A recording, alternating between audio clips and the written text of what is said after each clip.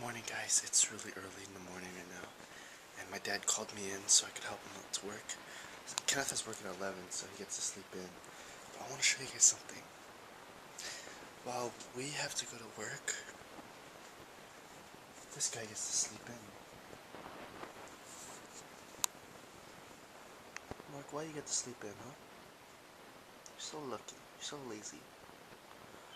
Alright, Mark, sweet dreams. Sweet dreams about me. Come on, bro, man. Anyways, so I want to talk to you guys about scuba diving. Like, if you think about it, air tends to float, right? If you put a balloon underwater, it floats to the surface. But when you have your tank behind your back as a scuba diver, why doesn't the tank float up, you know? Well, Josh, balloons, they have a light piece of rubber surrounding the air, right? Correct? And the rubber, if there was no air on the rubber, since due to its shape, the mass of the rubber, when placed in the water, displaces more water, which is heavier than its own weight of the balloon. Pero in a scuba diving tank, you know, a scuba diving tank is made of steel, sometimes aluminum, and because of the aluminum base, even if there's air filled in between the base of the aluminum, it's still the weight of the water displaced of the aluminum is less than is greater than the weight of the water. For hours about the simplest things. I'm done, okay? I'm done. So generally, I'm done. Hold on, let me see. Wait.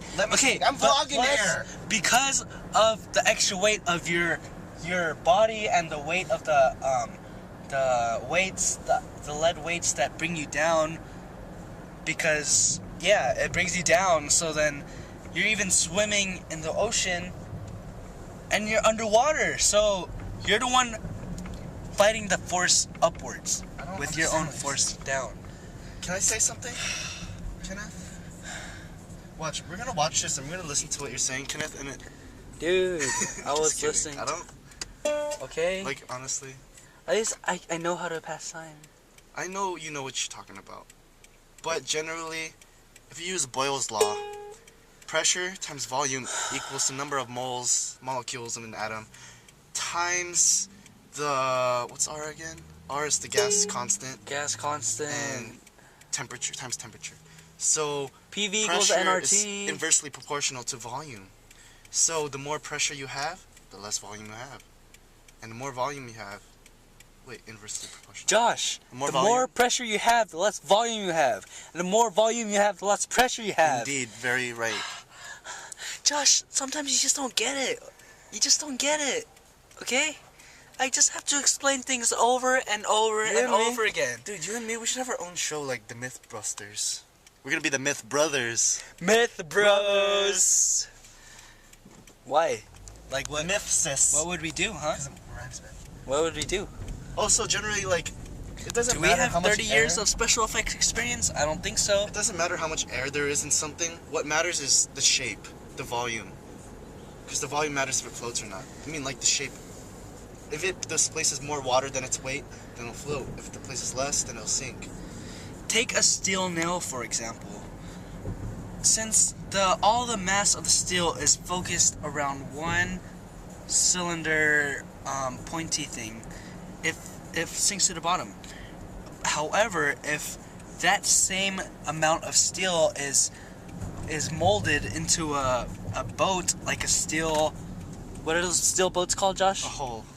Steel hull. Well, then it will float because there's more volume within the nail, right? Correct? Yeah. More volume. I guess so. Okay.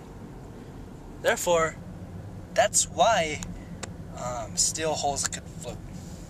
Yes. And if a nail was the size of a steel hull, then I would sink. Correct. correct? Yeah. Let's jam out with our clams out again. Stay, please. Yeah. Just stop it, man. Oh. Dance. Let's see if any ghosts out there. Any ghosts? Do you see any ghosts? YouTube, watch this and see if you can find any ghosts, okay? Did you fart? There's a Dang, ghost. so bad. Dude, I told you I farted.